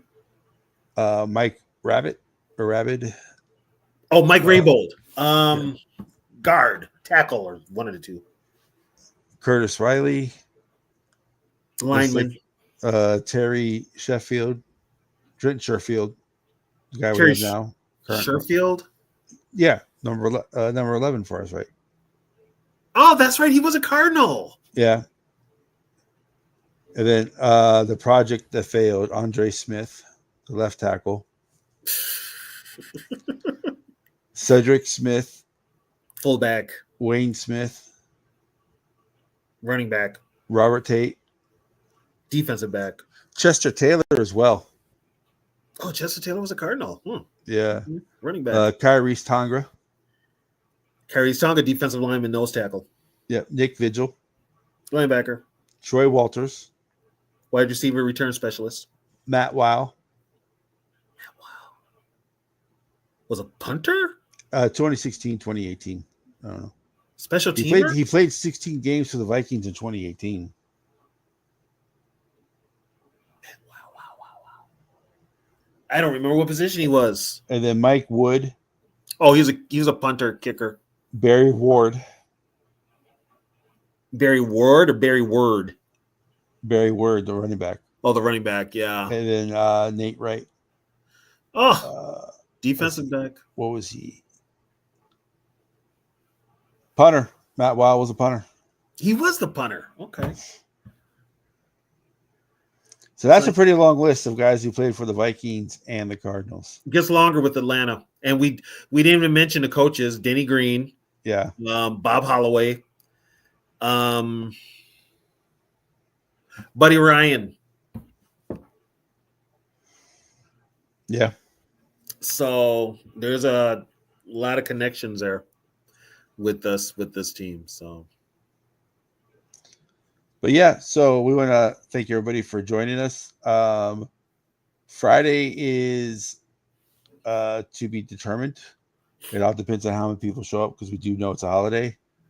But Sunday we're are you jumping on like you did last week? You're watching I'll be watching our game, and then I'll be watching the Charger Falcons game with Trisha. Oh, they're playing the Chargers? Yeah, same time as the Vikings. Yeah, I know. Please say a prayer for me. Wow. I'm saying a prayer for Cuz. Well, she's already ready to get rid of him. She's like, put Penix in. Well, I'm just worried about his health. It could get worse on Sunday. Yeah. That Charger defensive front is actually pretty good. And they just lost. The way they lost too, they're going to come at it. They're going to come after him. And if we play Penix, Brian Flores' defense, And Penix he's mobile, but he's not the most mobile. The thing that bothers me is he's a lefty. Lefties are different. So yeah. But yeah, I'll be watching the game with her. And then, the big game is the afternoon, Philly and Baltimore. That's going to be a really good game. Yeah. And I think a bunch of us, I don't know if I'm going to do it, but I might probably join in. I think they're planning on doing a marathon. I don't know if that's still going on or not. When? But they talked about doing a marathon, all 3 games tomorrow. Oh, tomorrow? For all 3 games? Yeah. I might pop in and out. I didn't see it listed in the StreamYard as an upcoming show. Mhm. So I don't know if that's still happening or not. I might pop in. I'm cheering for the Bears, but I know they're going to let us down. If anything's going to be done, we're going to have to do it ourselves. We can't rely on other teams to help us. Yeah. We got to do it ourselves. Yeah. So we might see you tomorrow. Probably see you on Friday, depending. It's up to you guys. Mhm. But we're definitely doing the Sunday live stream. Yeah. So I'm going to say 24-13. Yeah, same as me. That's what I So- said. Yeah. I mean, and that sounds realistic. Yeah. That really does. Basically, what we're saying is we're going to probably get out of the gates fast. We're going to have that lull, but with Florida's defense, we're not going to really have to worry. We're going to have those moments, but Kyler Murray is mistake prone. So this is the week where the defensive backs, if they do get their hands on those balls, they got to hang on to them. Yep. Yeah. They got to hang on to them. So, but I think we'll have that moment. We'll stress, but then towards the end, we'll be able to relax. Hopefully. I would just love for him to rack up 30, 40 points. I'd feel fine. That'd be awesome. But if we do not go on tomorrow and we see you guys Friday, if you're traveling, be safe. Don't rush. Make sure you get to your family. You know, getting there safely is more important than getting there. And depending on where you are, the East Coast is getting hit with a storm. Yeah. So everybody, if you're on the East Coast, please be careful. Yep. Getting to your family is more important than getting there on time. So just make sure that you travel safe. And you guys make sure you have a good Thanksgiving. Make sure you guys are thankful. I'm thankful for what I have. So I'm thankful that I have my wife. I'm thankful that I still have both my parents. Unfortunately, my wife. Tomorrow is probably going to be rough for my wife. It's her first Thanksgiving without her mom. So, I'm so lucky enough that I have both of my parents. But I would just Thanksgiving. So happy Thanksgiving to everybody. You all have enjoy your family. You know what? Life is too short. Set aside your differences. Enjoy your family because it's the only family you got. So, you know what they say, you can pick your friends, but you can't pick your family. So enjoy, even that family member you don't like, have a conversation. You never know.